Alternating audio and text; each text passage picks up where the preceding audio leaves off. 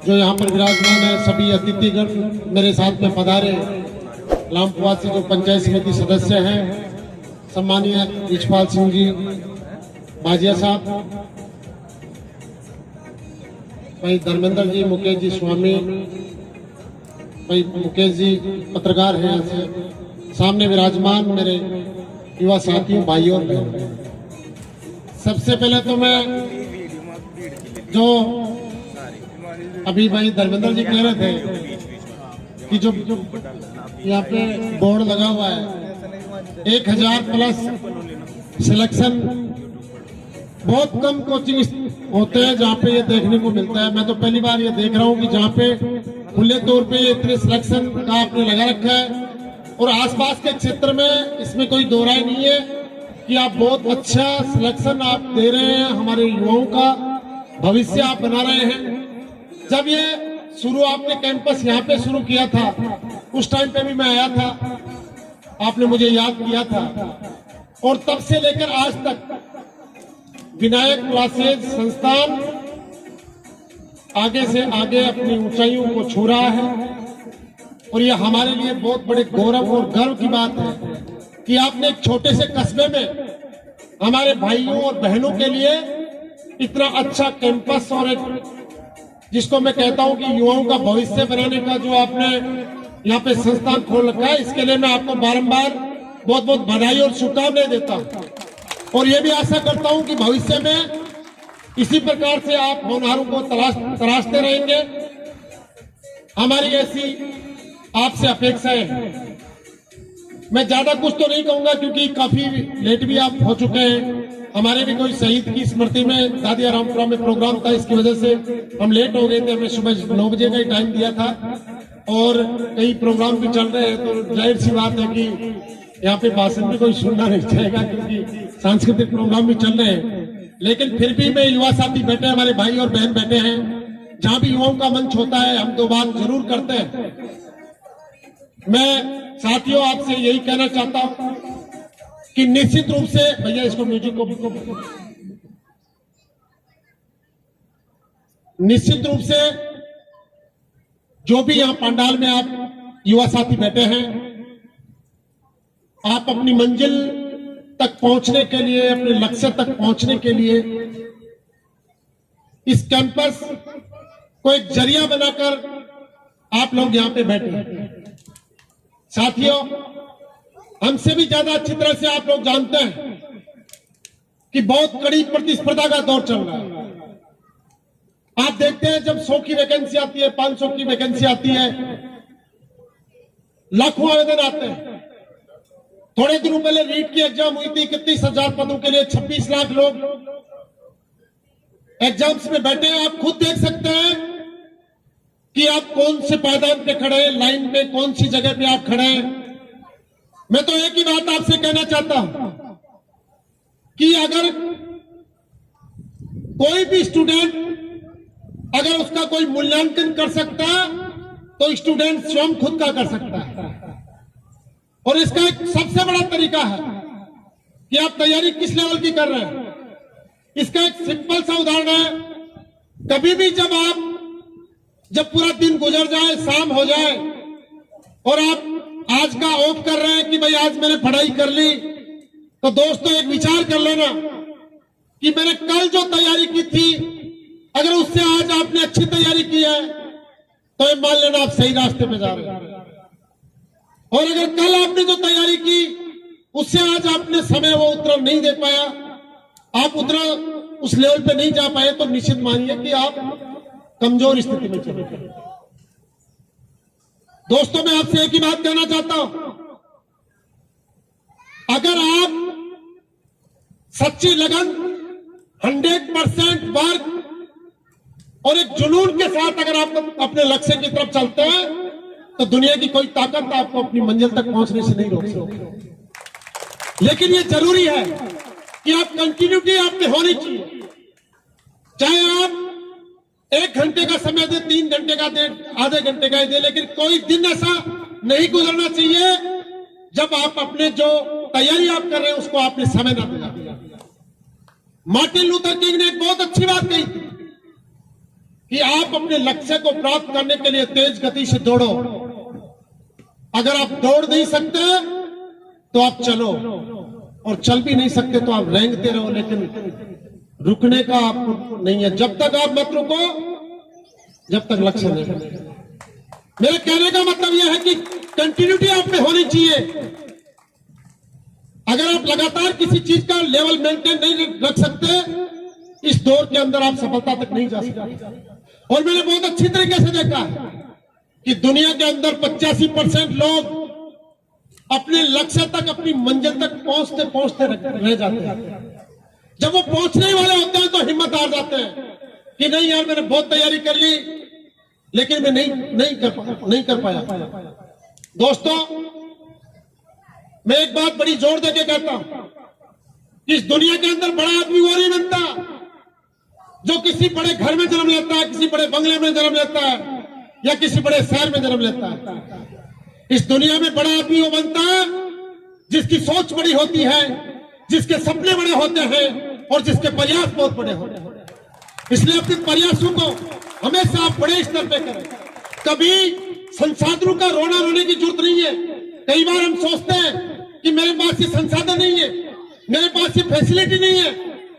ये आपको रोने की जरूरत नहीं है। अगर आपके मन में आत्मविश्वास है, मन के अंदर शक्ति है, तो दुनिया की कोई ताकत आपको रोक नहीं सकती। एक मारवाड़ी में एक बहुत अच्छा दोहा किसी ने, पता नहीं किसने लिखा है, लेकिन मैंने कई बार उसको पढ़ा है कि गिर को कर रहे कंथड़ा, हिरण कसो घी खाए, आंख चरे और पवन भके, घोड़ा सु आगे जाए।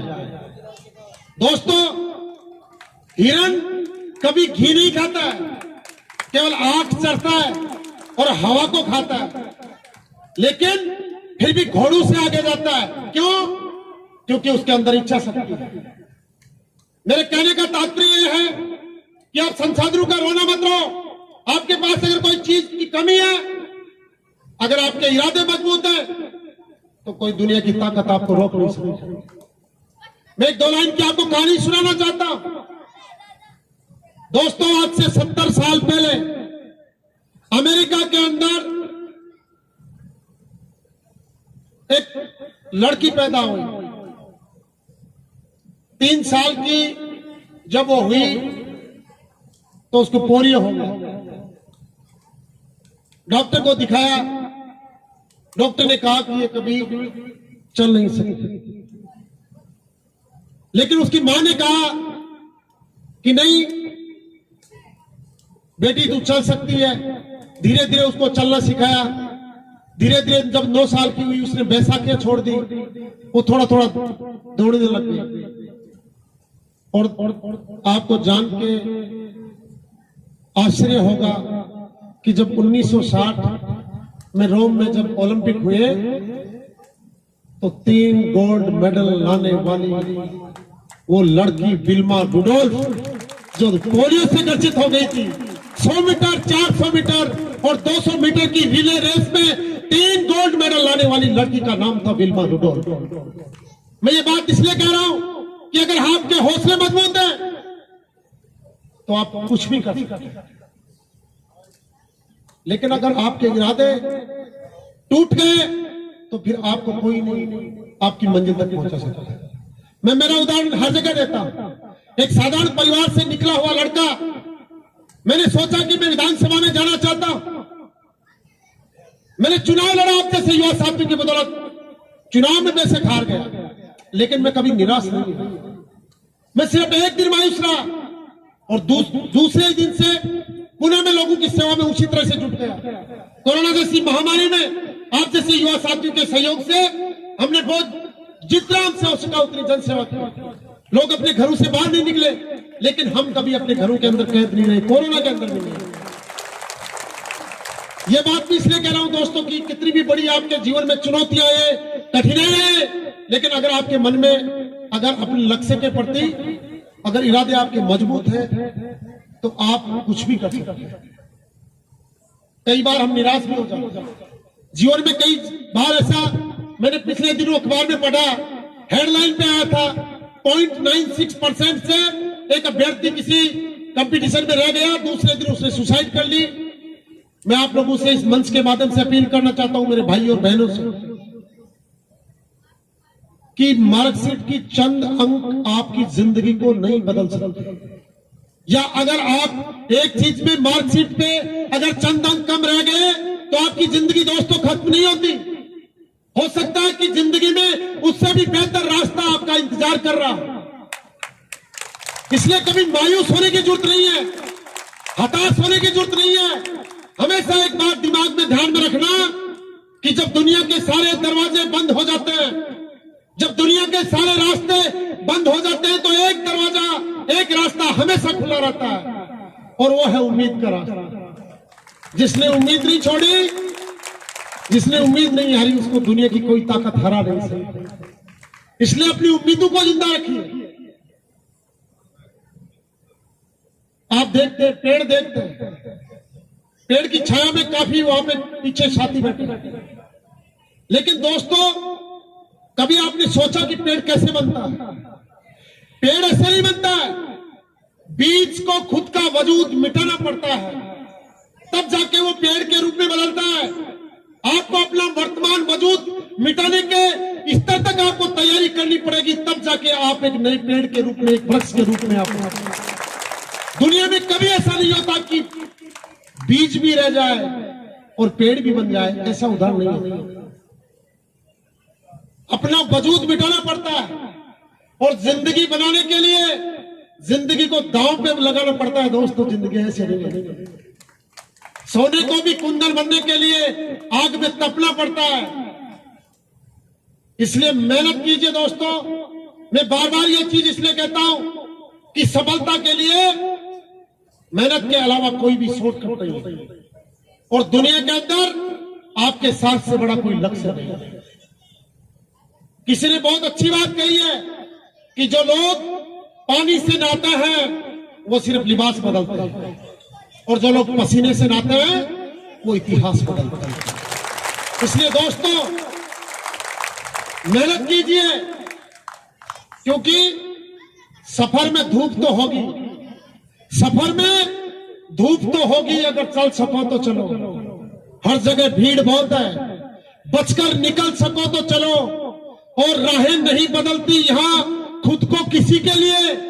अगर तुम खुद को बदल सको तो चलो। और जिंदगी संघर्ष और मेहनत का नाम है दोस्तों। जिंदगी मेहनत और संघर्ष का नाम है दोस्तों। अगर पानी की जगह पसीना बहा सको तो चलो। हर जगह सफलता मेहनत मांगती है दोस्तों। इसलिए आप लोग मेहनत कीजिए। आपको एक अच्छा कैंपस आपको एक दिशा और दशा देने के लिए मौजूद है। हमें फख्र होता है कि हम ऐसे कैंपस में आके आप लोगों के बीच में अपना संबोधन देते हैं। हम भी बहुत सी चीजें सीखते हैं। हम भी पूरे दिन जनसेवा में रहते हैं, लेकिन फिर भी अगर हमको अच्छी चीज कहीं से मिलती है हम उसको सीखने का प्रयास करते हैं। साथियों, पिछले 14-15 साल से हम भी राजनीति के क्षेत्र में काम कर रहे हैं। मेरी व्यक्तिगत महत्वाकांक्षा है, इसमें कोई दो राय नहीं है, लेकिन फिर भी मन में एक विजन है, मन में एक सपना है कि गांव का कोई हमारा भाई, कोई बहन जो आर्थिक संसाधनों की कमी जिसके बारे में आड़े आती है और जो प्रतिभा रखता है, उनको आगे बढ़ाने के लिए हम काम करते हैं। कभी आपके जीवन में ऐसी कोई समस्या है तो अपना दोस्त समझ के, भाई समझ के, अपने गार्जियन समझ के एक कॉल मुझे भी कर लेना। जितनी मदद हो सकेगी हम आप लोगों की करेंगे। आपको कभी निराश नहीं। और एक बात मैं कहता हूं कि आपने 2 एग्जाम दी, 3 दी, 4 दी, कई बार नहीं होता, कोई कारण मान लीजिए, कोई कमी मान लीजिए, कई बार हम जो लक्ष्य तय करते हैं वहां तक नहीं पहुंच पाते। दोस्तों हताश होने की जरूरत नहीं है। अगर आप एक बार असफल होते हैं तो दोबारा पूरी ताकत और दुगने जोश के साथ अपने लक्ष्य में जुटे, क्योंकि यह सफलता केवल इतना दर्शाती है कि आपने जो मेहनत की उसमें कमी है नहीं। असफलता कभी भी ये नहीं दर्शाती कि आप अयोग्य हैं। अयोग्यता नहीं दर्शाती है सफलता। असफलता दोस्तों मात्र एक पड़ाव है, आपकी मंजिल नहीं है। अगर आप वहां पे रुक गए तो फिर आपको कोई उठा नहीं सकता। दोबारा आप चल पड़े तो आपको कोई रोक नहीं सकता। मैं हर जगह जाता हूं जहां भी युवा साथियों का मंच होता है। मैंने एक कविता पढ़ी थी 6वीं 7वीं क्लास में। मैं सैकड़ों बार उस कविता की अंतिम 4 लाइनें सुना चुका हूं और हर जगह सुनाता हूं, जय युवाओं का मन। और जिस साथी ने वो अपने दिल में दिमाग में बिठा ली, वो दोस्तों कभी भी असफल नहीं होती। और वो कुछ इस प्रकार है कि असफलता एक चुनौती है। असफलता एक चुनौती है, इसे स्वीकार करो। क्या कमी रह गई देखो और सुधार करो। जब तक सफल ना हो नींद चैन को त्यागो तुम। संघर्ष का मैदान छोड़कर मत भागो तुम। कुछ किए बिना ही जय जयकार नहीं होती और कोशिश करने वालों की कभी हार नहीं होती। इसलिए दोस्तों कोशिश करते रहिए अपने लक्ष्य के प्रति पॉजिटिव सोच के साथ, सकारात्मक ऊर्जा के साथ आप अपने मिशन के अंदर जुटे। और जो लोग सफल हो जाते हैं, मैं जो सफल लोग हैं उनको भी कहना चाहता हूं, जो सफल हो जाते हैं उनसे भी यही मेरी विनती है कि आप जब लोग पीछे छूट जाते हैं उनका हाथ पकड़ के आगे लाने की कोशिश करें। इसी में मानवता है। एक सकारात्मक ऊर्जा के साथ हमेशा आप अपने लक्ष्य की तरफ बढ़ते रहें। आप विनायक परिवार ने हमें यहाँ पे आज बुलाया, याद किया, इसके लिए मैं आपका तहे दिल से धन्यवाद करता हूँ। जो मान सम्मान आपने दिया उसके लिए मैं आप लोगों का तहे दिल से धन्यवाद करता हूँ और ईश्वर से प्रार्थना करता हूँ कि आपका ये विनायक कला संस्थान हमेशा आगे से आगे बढ़ता रहे। और मैं तो ये कहता हूँ कि जो कोई भी संस्थान हो या व्यक्तित्व हो, एक दिन के अंदर चाहे वो कितना भी टैलेंट रखता हो, एक दिन के अंदर अपने उच्चतम शिखर को नहीं छू सकता दोस्तों। उसके लिए रोज प्रयत्न करना पड़ता है। 2 लाइन कहना चाहूंगा कि पानी को बर्फ में बदलने में जरा वक्त लगता है। पानी को बर्फ में बदलने में जरा वक्त लगता है। ढलते सूरज को फिर से निकलने में जरा वक्त लगता है। कर दिखाएगा तू रख यकीन, कर दिखाएगा तू रख यकीन। जो तूने कहा था गरजे जब बादल तो बरसने में जरा वक्त लगता है। और थोड़ा धीरज रख, थोड़ा और जोर लगा, थोड़ा धीरज रख, थोड़ा और जोर लगा। किस्मत के जंग लगे दरवाजों को खोलने में जरा वक्त लगता है। इसलिए दोस्तों धैर्य के साथ थोड़ा और जोर लगाओ, मंजिल आपके करीब है। निश्चित रूप से जो लक्ष्य आपने तय किया है, ईश्वर से प्रार्थना करता हूं कि आपको आपकी मंजिल मिले, आपके लक्ष्य तक आप लोग पहुंचे। सभी मेरे युवा साथियों से, मेरे भाइयों से, मेरी बहनों से आपके उज्जवल भविष्य की शुभकामनाएं देता हुआ मेरी वाणी को विराम देता हूं। धन्यवाद। जय हिंद। एक नारा जरूर लगाएंगे, भारत माता की, भारत माता की। धन्यवाद।